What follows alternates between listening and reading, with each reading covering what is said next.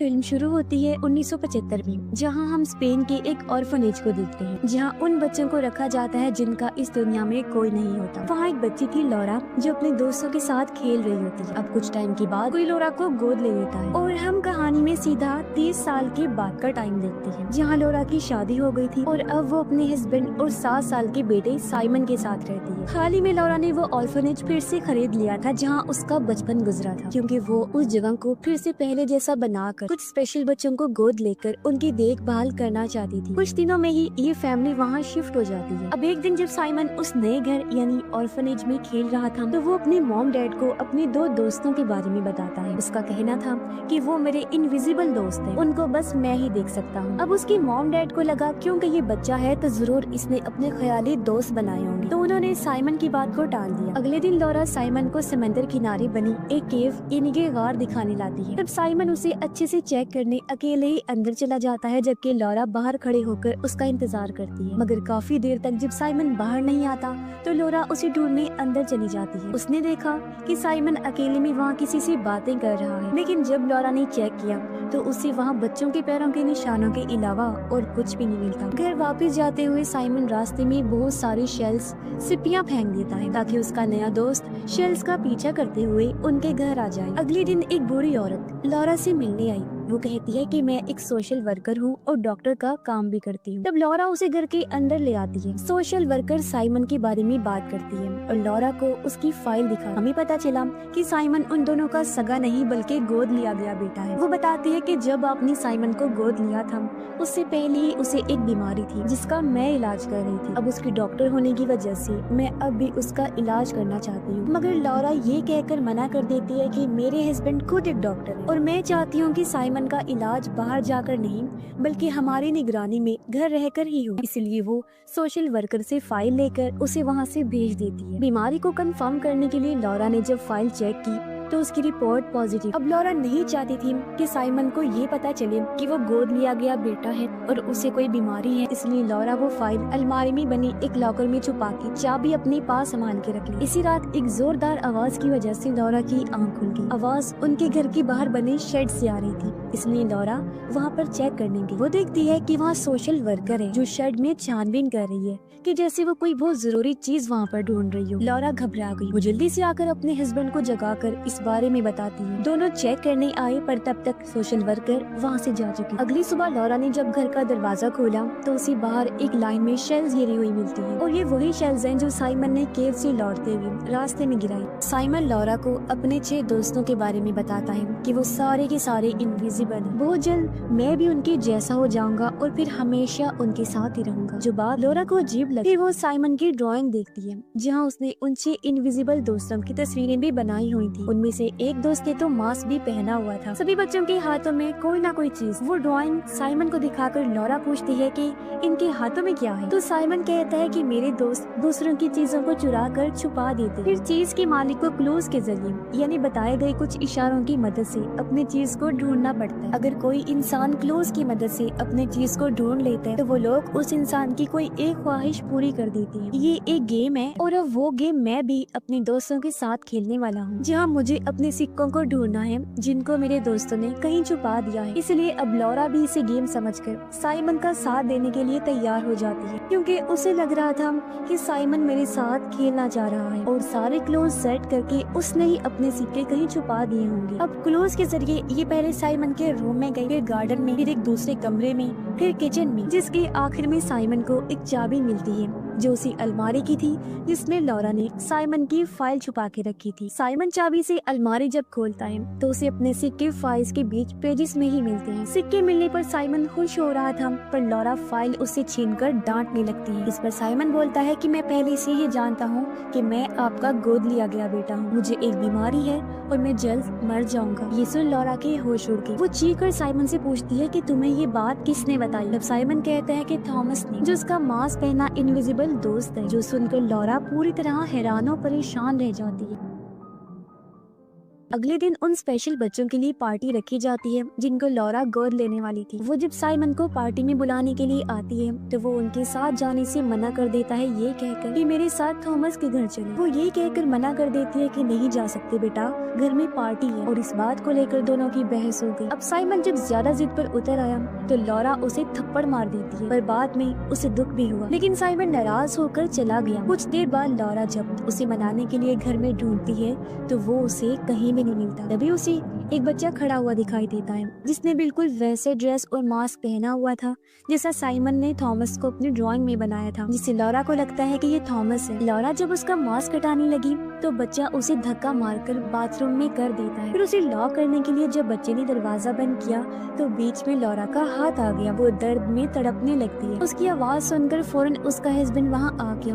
वो दरवाजा खोलकर लॉरा को बाहर निकालता है। साइमन का अभी भी कुछ अता पता नहीं था। हर कोई उसे ढूंढने लगा। लॉरा भी उसे हर छोटे बड़े कमरे में ढूंढती है, मगर जब उसे एहसास हुआ कि वो घर पर नहीं है तब उसे ढूंढने वो समंदर किनारे चली गई। वो समंदर के बीच से गुजरते हुए केव की तरफ भागकर जाने लगती है, मगर इससे पहले वो डूबती। ठीक टाइम पर उसका हस्बैंड आकर उसकी जान बचा लेता है। इसके बाद लॉरा को हॉस्पिटल ले जाया गया और पुलिस साइमन को ढूंढने की कोशिश करती है, जिसके लिए वो केव में भी गए। अब लॉरा का हस्बैंड आकर उसे बताता है कि पुलिस को साइमन केव से नहीं मिला। वो बोलती है कि ऐसा कैसे हो सकता है, क्योंकि मैंने खुद उसे केव के बाहर खड़ा हुआ देखा, तभी मैं भागी थी। ये सुनकर पास खड़ी पुलिस डॉक्टर कहती है कि ये बस लॉरा का वहम है। उसका ये भी कहना था कि हो सकता है साइमन को आपके किसी रिश्तेदार या फिर जानने वाले ने अगवा कर लिया। ये सुनकर लॉरा और उसके हस्बैंड को उसे सोशल वर्कर का ख्याल आया। जब लॉरा पुलिस डॉक्टर को बताती है कि वो मेरे घर आई थी साइमन के बारे में बात करने। एक रात वो घर में भी घुस आई थी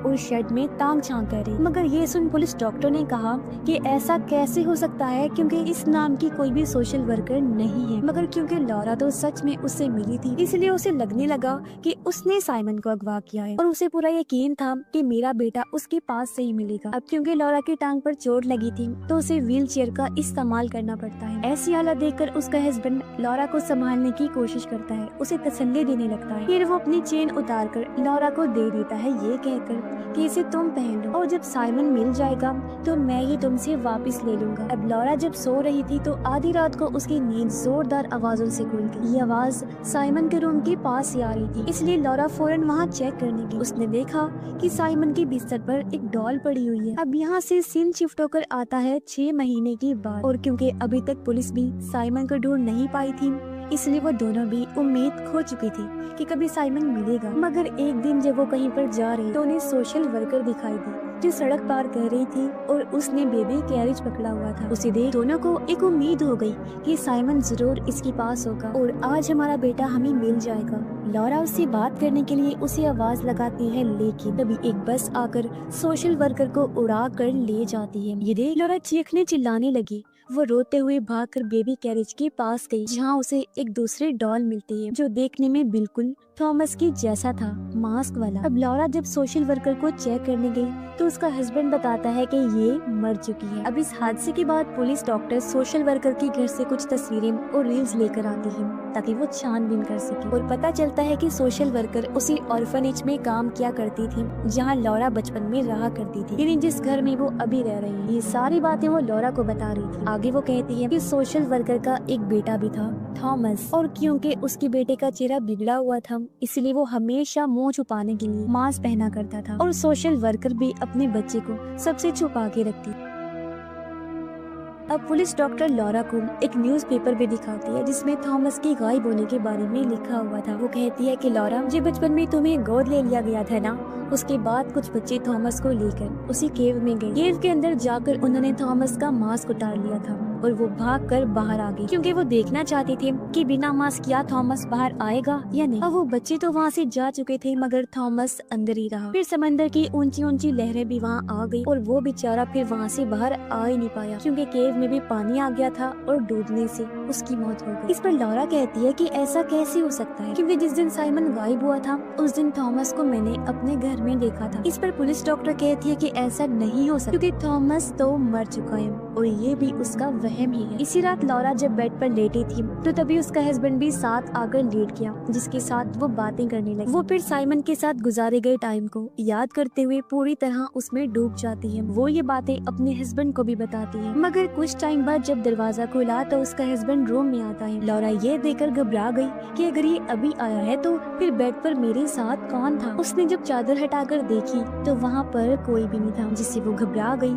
अपने हस्बैंड को भी बताती है, मगर दोनों को कुछ समझ नहीं आया। अब इन अजीब चीजों की वजह से लॉरा काफी परेशान हो गई, और क्योंकि साइमन को गायब हुए भी 9 महीने हो गए थे, इसलिए वो एक प्रोफेसर के पास जाती है जो साइकोलॉजिस्ट होते हैं। वो उन्हें साइमन के गायब होने के बाद की सारी चीजें बताती है जो भी उसके साथ हुआ था। यहाँ तक कि वो उन्हें थॉमस के मांस का टुकड़ा भी देती है जो उसे तब मिला था जब उसने लॉरा को धक्का दिया था। उसकी सारी बातें सुनकर प्रोफेसर उसे एक मीडियम के पास जाने का कहते हैं, यानी पैरानॉर्मल इन्वेस्टिगेटर के पास, जो इन अजीब चीजों भूत आत्माओं की इन्वेस्टिगेशन करती है और भूतों से बात करके उन्हें भगाने का काम करती है। अगले ही दिन मीडियम अपनी पूरी तैयारी के साथ लॉरा के घर आ जाती है। वो एक अंधेरे कमरे में बैठकर घर की सारी आत्माओं से राब्ता करके उनसे बात करने की कोशिश करती है, जबकि बाकी सब दूसरे कमरे से कैमरास के जरिए मीडियम को देख रहे थे। जहाँ मीडियम पूरे ऑर्फनेज को चेक करते हुए एक रूम में आ जाती है, जहाँ उसे 5 ऑर्फन बच्चों की आवाजें सुनाई देती हैं जो मीडियम से रोते हुए मदद मांग रही थी। ऐसा लग रहा था जैसे वो बहुत ही बुरी हालत में हो। दूसरे रूम में बैठे बाकी लोग भी ऑडियो मशीन के जरिए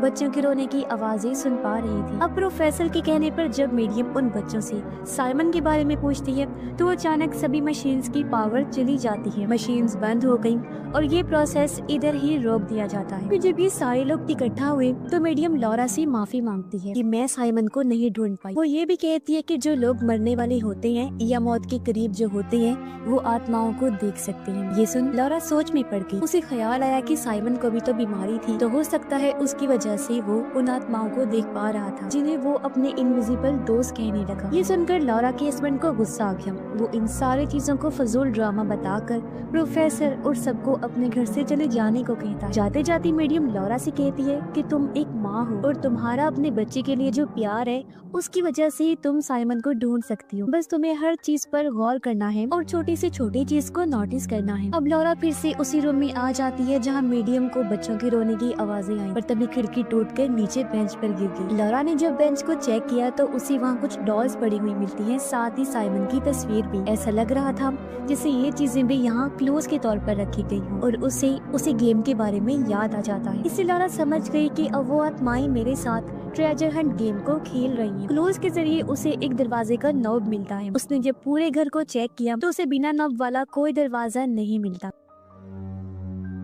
फिर लॉरा शेड में आकर चेक करती है जहाँ उसे सोशल वर्कर का लॉकेट मिलता है। तब उसे याद आया कि उस दिन वो भी यहाँ कुछ ढूंढने आई। लॉरा वहाँ बने छोटे छोटे चेम्बर्स के दरवाजों को तोड़कर सीमेंट की बैग्स को बाहर निकालती है, मगर जब उन्हें खोलकर देखा तो उसके होश उड़ गए, क्योंकि उनमें से उसके 5 दोस्तों की लाशें निकलती हैं जिनके साथ लॉरा इसी ऑर्फनेज में रहा करती थी। यही वो बच्चे थे जिन्होंने थॉमस के साथ केव में जाकर वो सब किया था। असल में उस दिन के बाद से सोशल वर्कर उन बच्चों से अपने बेटे थॉमस की मौत का बदला लेना चाहती थी। उसने उन बच्चों के खानों में जहर मिलाकर आखिर उन्हें मार डाला, फिर उन्हें इन बोरियों में भरकर यहाँ रख दिया। और क्योंकि ऑर्फनेज को लॉरा ने फिर से खोल दिया था तो सोशल वर्कर यहाँ इन बोरियों को ही हटाने आई ताकि और किसी को इस बारे में पता न चल सके। अब ये सारी बातें लॉरा अपने हस्बैंड को भी समझाने की कोशिश करती है, मगर वो सुनने को तैयार ही नहीं था और इस ऑर्फनेज को छोड़कर जाने की बात करता है। इस पर लॉरा उसे 2 दिन का टाइम ले लेती है, ये कहकर कि मैं यहाँ अकेले रहूँ। अपने हस्बैंड के जाने के बाद वो पूरे घर की सेटिंग को बदलने लगती है। उसने फर्नीचर भी हटाकर पुराना रख दिया था, बिल्कुल वैसा ही लुक दे दिया था जैसा 30 साल पहले ये ऑर्फनेज दिखता था। फिर वो ऑर्फनेज की वर्कर का यूनिफॉर्म पहनकर डाइनिंग टेबल पर खाना रखती है और चेयर्स पर अपने दोस्तों के डॉल्स को भी बिठाकर खुद भी वहाँ बैठ जाती है। फिर वो उसी दरवाजे के नॉब के जरिए अपने दोस्तों की आत्माओं को बुलाने लगती है, मगर जब काफी देर तक भी वो नहीं आती तो लॉरा एक गेम खेलने लगती है जो बचपन में वो अपने दोस्तों के साथ इस ऑर्फनेज में खेला करती थी। गेम खेलते ही उन बच्चों की आत्माएं वहाँ आ जाती हैं, पर जब वो उनसे साइमन के बारे में पूछती है तो बच्चे लुका छुपी गेम खेलने के लिए वहाँ से भागने लगे। अपने एक दोस्त को ढूंढते हुए लॉरा एक छोटे से कमरे में आ जाती है जहाँ पर बहुत सारा सामान पड़ा हुआ था। इस कमरे को चेक करने पर लॉरा को वहाँ एक खुफिया दरवाजा दिखाई देता है और ये ही बिना नॉब का दरवाजा था, जिसे खोलते ही अंदर एक बेसमेंट थी। तब नीचे आकर लॉरा चेक करने लगती है। उसे दीवार पर थॉमस की बनाई हुई कई सारी ड्राइंग्स मिलती है, जिससे ये बात जाहिर होती है कि वो इसी बेसमेंट में रहा करता था। अब और चेक करने पर उसे सामने थॉमस के कपड़ों में साइमन की लाश दिखाई देती है, जो देख लॉरा के होश उड़ जाती है। वो पूरी तरह टूट गई, वो जैसे पागल हो गई थी।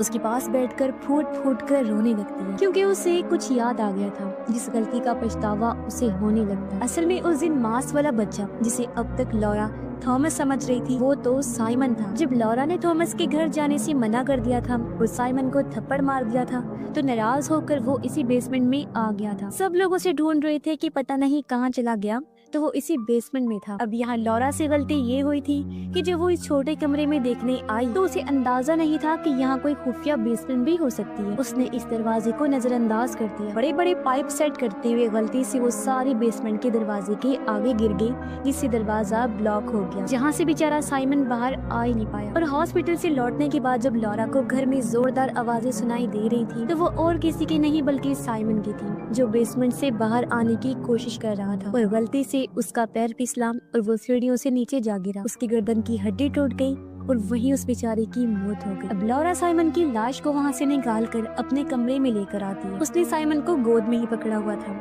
वो बहुत सारी नींद की गोलियां खाकर अपना आखिरी सांस लेती है, यानी वो भी मारी गई थी। जिसके कुछ देर के बाद हम लॉरा को आत्माओं की दुनिया में देखते हैं, जहाँ मरने के बाद लोग जाते हैं आफ्टर लाइफ में, जहाँ साइमन उसकी गोदी में होता है। उसके साथ साथ वहाँ थॉमस और उन 5 ऑर्फन बच्चों की आत्माएं भी होती हैं। अब उस दिन जब साइमन ने ट्रेजर हंट गेम में सिक्के ढूंढ लिए थे, तो उसने ख्वाहिश में अपनी माँ लॉरा को मांगा था, यानी उसके मरने के बाद जल्दी लॉरा भी मरकर यहाँ उसके पास आ जाए और वो साइमन और इन बाकी बच्चों की देखभाल कर सके। फिर सारे बच्चों की आत्माएं लॉरा के पास आ जाती हैं और वो एक माँ का रोल निभाते हुए उन बच्चों को कहानियाँ सुनाने लगती है। इसके बाद हम लॉरा के हस्बैंड को देखते हैं, जिसने ऑर्फनेज के सामने लॉरा, साइमन, थॉमस और उन बाकी बच्चों की लाशों को दफना दिया था, उनका फ्यूनरल कर दिया था और वो उनकी कब्र पर फूल चढ़ा रहा था। और जब वो वापस ऑर्फनेज में आया तो उसे वही चेन मिलती है जो उसने लॉरा को दी थी और कहा था कि जब हमारा बच्चा मिल जाएगा तो मैं ये तुमसे वापस ले लूंगा। तभी सामने का दरवाजा अपने आप ही खुल गया। सामने देखकर और अपनी चेन को वापस पाकर उसके चेहरे पर